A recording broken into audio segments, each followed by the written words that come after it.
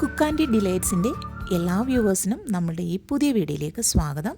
ഇന്ന് നമ്മൾ വളരെ സിമ്പിളായിട്ട് ഒരു വെജ് പുലാവ് ഉണ്ടാക്കുന്നതിൻ്റെ റെസിപ്പി നോക്കാം. ഹലോ, അപ്പോൾ കൂട്ടുകാരെ ഒന്ന് സബ്സ്ക്രൈബ് ചെയ്തിട്ടും കൂടെ പോകണം കേട്ടോ. കണ്ടാൽ മാത്രം പോരാ, എല്ലാവരും സബ്സ്ക്രൈബ് ചെയ്ത് സപ്പോർട്ട് ചെയ്യുക കൂടി വേണം. ഈ വെജ് പുലാവ് ഉണ്ടാക്കുന്നതിന് നമ്മളൊരു കാര്യം ശ്രദ്ധിക്കുക.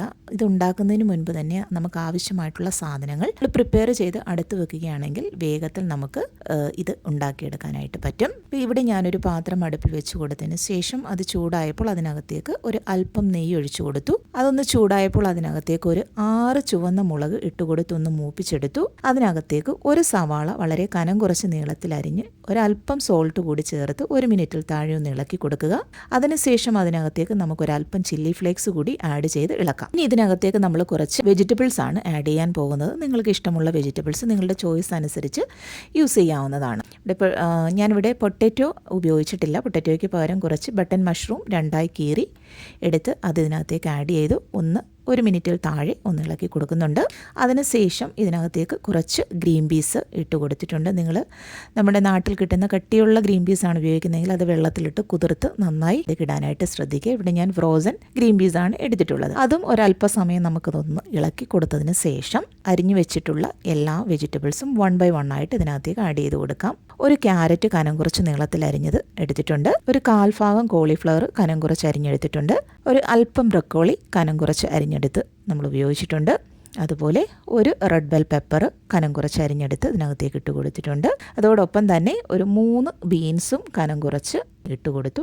ഇതെല്ലാം കൂടി നമ്മൾ ഇതിനകത്ത് ഒന്ന് ഇട്ട് നന്നായിട്ടൊന്ന് വഴട്ടിയെടുക്കണം. അത് വഴട്ടിയെടുത്തതിന് ശേഷം നമുക്കിതിനകത്തേക്ക് കുറച്ച് പൊടികൾ ആഡ് ചെയ്ത് കൊടുക്കാം. ഇവിടെ ഞാൻ എടുത്തിട്ടുള്ളത് ഒരു 1/2 ടീസ്പൂണോളം മഞ്ഞൾപ്പൊടി ആഡ് ചെയ്ത് കൊടുത്തിട്ടുണ്ട്. 1/4 ടീസ്പൂൺ കാശ്മീരി ചില്ലിപ്പൊടി, 1 ടീസ്പൂൺ ഗരം മസാല, ഇതും കൂടി ഇതിനകത്തേക്ക് ഇട്ട് കൊടുത്തതിന് ശേഷം ഈ വെജിറ്റബിൾ മിക്സ് എല്ലാം വളരെ നന്നായി നമുക്കൊന്ന് ഇളക്കിയെടുക്കാം. ഇതിന് ശേഷം ഞാനിവിടെ എടുത്തിട്ടുള്ളത് ഒരു 4 കപ്പ് ബസുമതി റൈസാണ്. ഇത് ഒരു 20 മിനിറ്റ് വെള്ളത്തിൽ കുതിർത്ത് വെച്ചിട്ടുണ്ടായിരുന്നു. അതിനുശേഷം ഒരു സ്ട്രെയിനറിലേക്ക് അത് മാറ്റി വെച്ചു. ഈ റൈസ് നമ്മൾ ഇതിനകത്ത് ഈ വെജിറ്റബിൾ മിക്സിനകത്തേക്ക് ഇട്ട് കൊടുത്തതിന് ശേഷം വളരെ ജെൻറ്റിലായി അരി പൊടിഞ്ഞു പോകാതെ ഒന്ന് ഇളക്കി കൊടുക്കുക.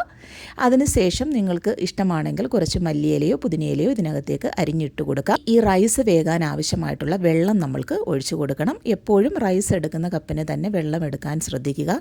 1 കപ്പ് റൈസിന് 2 കപ്പ് വെള്ളം എന്ന രീതിയിലാണ് നമ്മൾ ഉപയോഗിക്കാറുള്ളത്.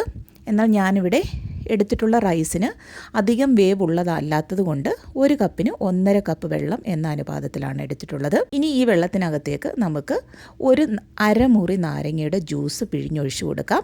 ആവശ്യമായിട്ടുള്ള ഉപ്പ് ചേർക്കാം. ഒരല്പം നെയ്യും കൂടെ നമുക്കിതിനകത്തേക്ക് ഒഴിച്ചു കൊടുത്തതിന് ശേഷം ഒരു കട്ടിയുള്ള അടപ്പുപാത്രം വെച്ച് റൈസ് അടച്ചു വെച്ച് വേവിക്കാനായിട്ട് ശ്രദ്ധിക്കുക. അപ്പോൾ എപ്പോഴും ഇത് വേവിക്കേണ്ടത് വളരെ ലോ ഫ്ലെയിമിലിരുന്ന് കുക്കായി വരണം.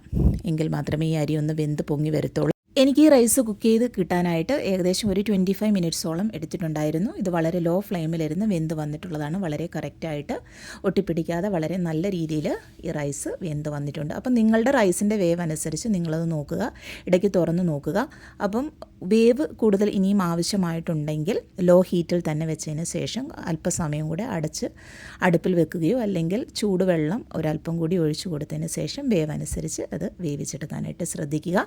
അടുപ്പിൽ നിന്ന് വാങ്ങാൻ സമയമാകുമ്പോൾ 1 സ്പൂൺ നെയ്യ് അതിനകത്തേക്ക് ഒഴിച്ചു കൊടുത്ത് അല്പം മല്ലിയില കൂടി അതിൻ്റെ മുകളിൽ വിതറിയതിന് ശേഷം മറ്റൊരു പാത്രത്തിലേക്ക് മാറ്റി ചൂടോടുകൂടി എന്തെങ്കിലും കറിയോടുകൂടി നിങ്ങൾക്കത് ഉപയോഗിക്കാം. ഈ വീഡിയോ നിങ്ങൾക്ക് ഇഷ്ടമായി കാണുമെന്ന് വിശ്വസിക്കുന്നു. Please do subscribe. Thank you.